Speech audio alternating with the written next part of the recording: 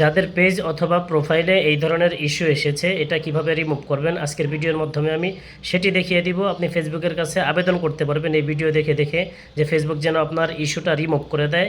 তো যদি আপনি আপনার ইস্যুর জন্য ফেসবুকের কাছে আবেদন করতে চান, আপনার ইস্যুটা রিমুভ হয়ে যাক, তাহলে অবশ্যই ভিডিওটি শেষ পর্যন্ত দেখবেন। চলুন বিস্তারিত জানার জন্য আমরা আমাদের ফোনের স্ক্রিনে চলে যাই। কেউ যদি পেজের ইস্যু রিমুভ করতে চান অথবা ইস্যু রিমুভ করার জন্য ফেসবুকের কাছে আবেদন করতে চান, তাহলে প্রথমে ড্যাশবোর্ডে চলে যাবেন। ড্যাশবোর্ডে ক্লিক করার পরে আপনার ইস্যুটা এখানে শো করবে। এটার একটা স্ক্রিনশট নিয়ে নেবেন। এটার একটা স্ক্রিনশট নেওয়ার পরে ফেসবুক থেকে বের হয়ে যাবেন। তারপর আপনার চ্যাট জিপিটি যদি থাকে তাহলে চ্যাট জিপিটিতে চলে যাবেন, যদি না থাকে তাহলে অবশ্যই এটা ডাউনলোড করে নিতে হবে। চ্যাট জিপিটিতে যাওয়ার পরে আমি যে স্ক্রিনশটটা নিয়েছিলাম সেই স্ক্রিনশটটা এখানে দিয়ে দিব। স্ক্রিনশটটা দিয়ে আমি একটা মেসেজ লিখে দিব যে আমার পেজের ইস্যু রিমুভ করার জন্য একটা ছোট আবেদন ফর্ম বানিয়ে দিন। এই মেসেজটা আমি চ্যাট জিপিটিকে দিয়ে দিব স্ক্রিনশট সহকারে। তারপর দেখবেন চ্যাট জিপিটি আমাকে সুন্দর করে একটা আবেদন ফর্ম লিখে দিবে। আবেদন ফর্ম একটা লিখে দিয়েছে, তবে এটা অনেক বেশি বড় হয়ে গেছে। আমি দেখা যাক ছোট্ট করে নিতে পারি কিনা। আরও ছোট করে লিখে দিন। তো আরও ছোট করে লিখে দেওয়ার জন্য বললাম, আশা করি অনেক সংক্ষেপে একটা লিখে দিবে আমাকে। এই যে দেখেন অনেক ছোট করে একটা আবেদন ফর্ম কিন্তু লিখে দিছে। তো এটা এখান থেকে কপি করে নেবেন। আমি এটা এখান থেকে কপি করে নিলাম। তারপর আমি বের হয়ে যাব চ্যাট জিপিটি থেকে। আবার আমার যে অফিসিয়াল ফেসবুক অ্যাপস রয়েছে সেখানে চলে যাব। যাওয়ার পরে প্রোফাইলে গিয়ে এই যে 3 লাইন যে রয়েছে এই 3 লাইনে চলে যাব। 3 লাইনে ক্লিক করার পর আমরা নিচের দিকে একটু চলে আসবো। স্ক্রল করে নিচের দিকে আসার পরে এখানে দেখেন হেল্প অ্যান্ড সাপোর্ট অপশনটা রয়েছে, এখানে একটু ক্লিক করে দিব। তারপরে দেখা যাচ্ছে রিপোর্ট এ প্রবলেমে একটা ক্লিক করে একটু নিচের দিকে স্ক্রল করব।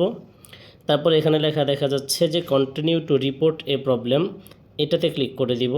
এটাতে ক্লিক করার পরে এই যে ইনক্লুড দেখা যাচ্ছে নিচে, ইনক্লুড এটাতে ক্লিক করে দিব। তারপরে একটু স্ক্রল করে নিচের দিকে চলে আসব। নিচের দিকে আসার পরে দেখেন এখানে পেজ লেখা আছে। যারা প্রোফাইল থেকে কাজ করেন তাদের এখানে কিন্তু প্রোফাইল লেখা থাকবে। এই অপশনটাতে আপনারা ক্লিক করে দিবেন। ক্লিক করার পরে স্ক্রিনশট যে নিয়েছিলাম সেই স্ক্রিনশটের ছবিটা এখানে নিয়ে নেবেন। স্ক্রিনশটটা আমি এখান থেকে নিয়ে নিলাম। নেওয়ার পরে ওই চ্যাট জিপিটি আমাকে যেই আবেদন ফর্মটা দিয়েছিল এটা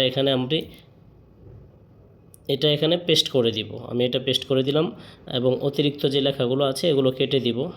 কেটে দেওয়ার পর আপনার নাম, এখানে আপনার নামের জায়গায় আপনার পেজের নামটা দিয়ে দিবেন। আমি আমার পেজের নামটা দিয়ে দিব।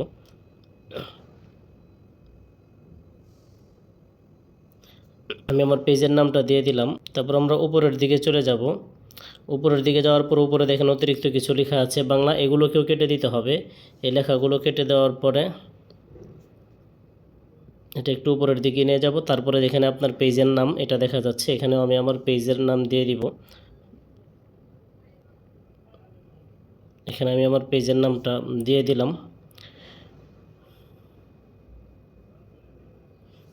যাই হোক, এখন কিন্তু মোটামুটি আবেদনটা হয়ে গেছে।